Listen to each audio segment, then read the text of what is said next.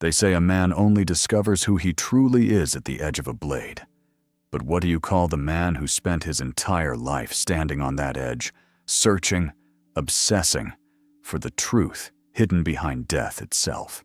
This is the story of Miyamoto Musashi, a wanderer, a swordsman, a philosopher, and perhaps the only man in history who believed that to understand life, he had to walk through death again and again, and return each time with something new learned.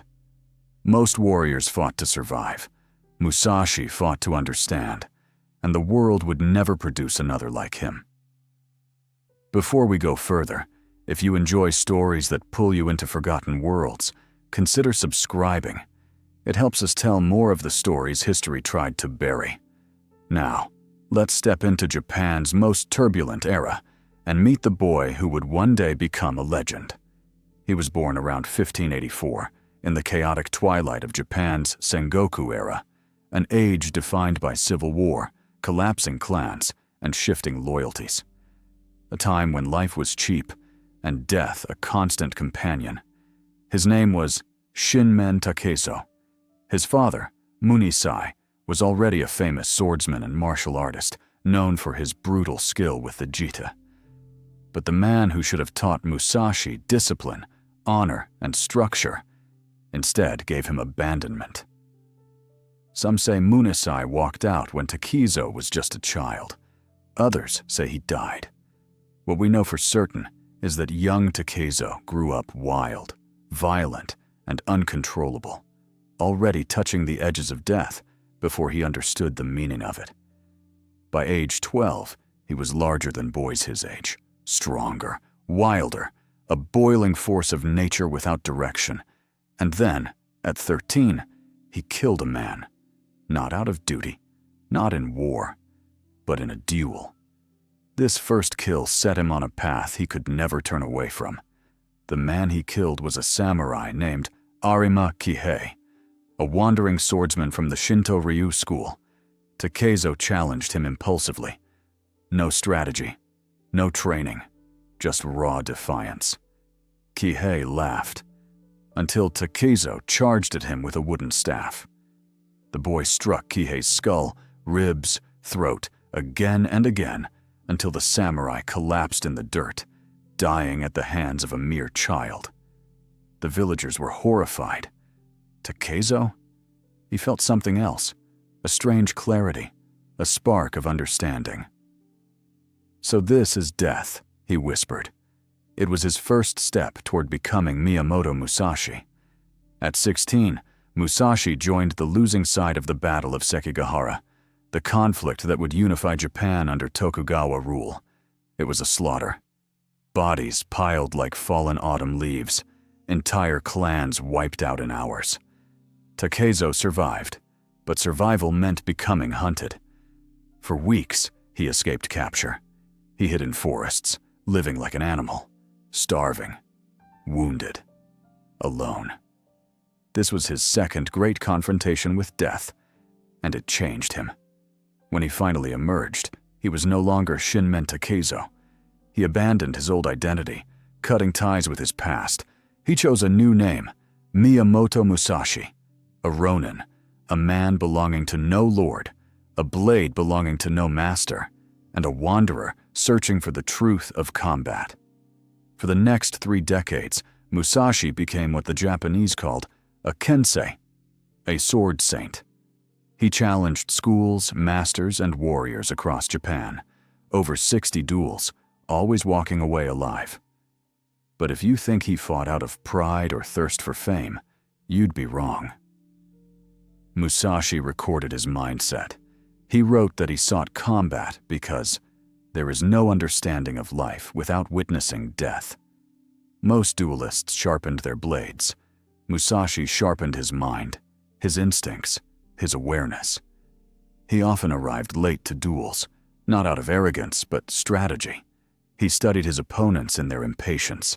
He made them simmer in their own fear. He made their rage fight him before their sword ever did. This psychological warfare became one of his deadliest techniques. If there was one moment when Musashi transformed from a skilled swordsman into a myth, It was his war with the Yoshioka clan of Kyoto. The Yoshioka were not just respected, they were elite, imperial instructors, a family whose swordsmanship shaped generations. Musashi challenged them.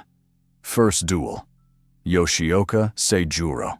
Musashi arrived late, as always. Seijuro waited, surrounded by students, irritated and embarrassed. Musashi struck first, shattering Seijuro's arm and reputation. The duel ended without death, but the shame was fatal. Second duel. Yoshioka Denshichiro Musashi returned the next day for round 2. This time, he showed no mercy. Denshichiro fell where he stood. The clan was humiliated. 2 sons defeated, 1 crippled, 1 dead. Their honor demanded revenge. Third duel. An ambush of 80 men. The Yoshioka gathered nearly 80 warriors to kill 1 man. They hid archers in bushes, swordsmen along the road, and placed their last heir, Yoshioka Matashichiro, only 12 years old, at the center as bait. Musashi came early this time, at dawn, silent as the mist. He first killed the boy, the symbolic head of the clan, before the ambush could activate. Then he fought. Sword in each hand, fluid, unpredictable, efficient. This was the birth of his legendary Niten Ichi Ryu style, the two-heaven method. He cut his way out, leaving the earth soaked with the death of a clan that had stood for centuries. Musashi walked away untouched. Japan would never forget. If the Yoshioka War made Musashi feared, this duel made him immortal. Sasaki Kojiro was a master swordsman in his own right. His weapon, a long nodachi he called the drying pole. His technique, the tsubame gaishi, the swallow cut, one of the most lethal strikes ever conceived. The duel was arranged on the remote island of Ganryū-jima. Musashi arrived deliberately late. Kojiro waited, furious. Musashi stepped off his boat holding not a sword, but a wooden oar he had carved into a blade during the journey. It was longer than Kojiro's nodachi. When the duel began, it was over in a blink. Kojiro swung first.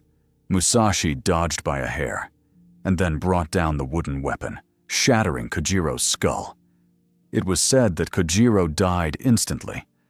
Musashi didn't gloat. He didn't smile. He simply bowed, returned to his boat, and disappeared back into the mist. This duel cemented his legend as Japan's greatest swordsman. Most warriors spend their youth fighting and their old age drinking. Musashi did the opposite. He slowed down, he reflected, and he transformed violence into wisdom. In his later years, he adopted children, mentored young swordsmen, and began writing his teachings. His philosophy wasn't about winning, it was about seeing clearly. He wrote, "The way of the warrior is the resolute acceptance of death." He believed fear clouded judgment. That hesitation was death. That understanding the inevitability of one's own end was the key to mastery. And he lived these words. Near the end of his life, Musashi withdrew into a cave called Reigando, the Spirit Rock Cave, a cold stone chamber overlooking the valley of Kumamoto.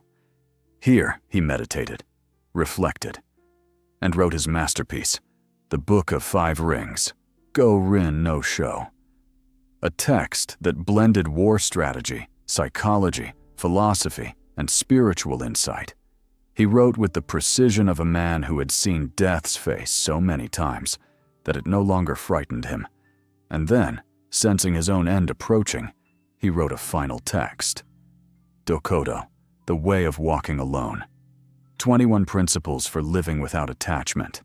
It was his final offering to the world. Days later, he placed his sword upright before him, sat in full armor, and died as a warrior. Peacefully, as if he had finally understood what he spent a lifetime chasing. Musashi is remembered as a swordsman, but perhaps that title is too small. He was an artist who painted through conflict, a philosopher who meditated through combat, A war orphan who became a living legend. A killer who did not kill out of cruelty, but out of a relentless search for truth. Most men fear death. Musashi studied it, lived with it, mastered it, and in the end, he transcended it.